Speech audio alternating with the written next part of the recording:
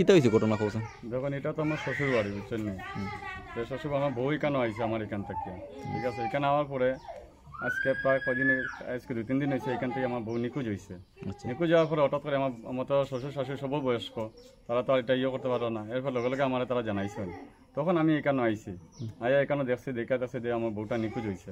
নিখোঁজ যাওয়ার সঙ্গে সঙ্গে আমি এরপরে তার আমার শ্বশুর শাশুড়ি এটা লইয়া এখানে গাঁর মুরব্বী লইয়া গিয়ে আমি কদমতলা থানাতে এখানে গিয়ে একটা নিখোঁজ ডায়েরি করছি থানাতে গিয়ে। তো থানাতে নিখোঁজ ডায়েরি করছি। এখন এটাই লাগে আমার ইয়ে যেন আমি সব প্রশাসনের কাছে এটাই সাহায্য চাইছেন। নিখোঁজ যে ডায়েরি করছি এটা আমার মানে এগুলো সম্পূর্ণ আমার বউটারে পাইতাম আমি। মানে আপনার স্ত্রীকে ফিরিয়ে পেতে চান আপনি? ফিরে পেতে চাই। আপনার নাম কি? আমার নাম শ্রী সুজিত শুক্লবৈদ্য।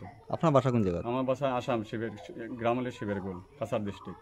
এটা বাজারিছড়া থানা আন্ডারে? হ্যাঁ, বাজিসা থানার সামনে। আর এখানে এই জায়গাটার নাম কি? এটা হলে বিষ্ণুপুর এলাকা, ধর্ম ত্রিপুরা স্টেট। এটা আমার শ্বশুর বাড়ি, কদমতলা থানা আন্ডারে। কদমতলা থানার আন্ডার। আপনার স্ত্রীর নাম কি? স্ত্রীর নাম স্বপ্না শুক্লবৈদ্য। আপনার নাম? শ্রী সুজিত শুক্লবৈদ্য। এই মানে শ্বশুর বাড়ির থেকে আপনার শ্বশুর বাড়ি থেকে আমার বউ নিখোঁজ হয়েছে। থানা পুলিশে কিতা কইছে? থানা পুলিশে তো আমি দিয়েছি, ডায়েরি করছে, তারা কইছে এটা তদন্ত নিব।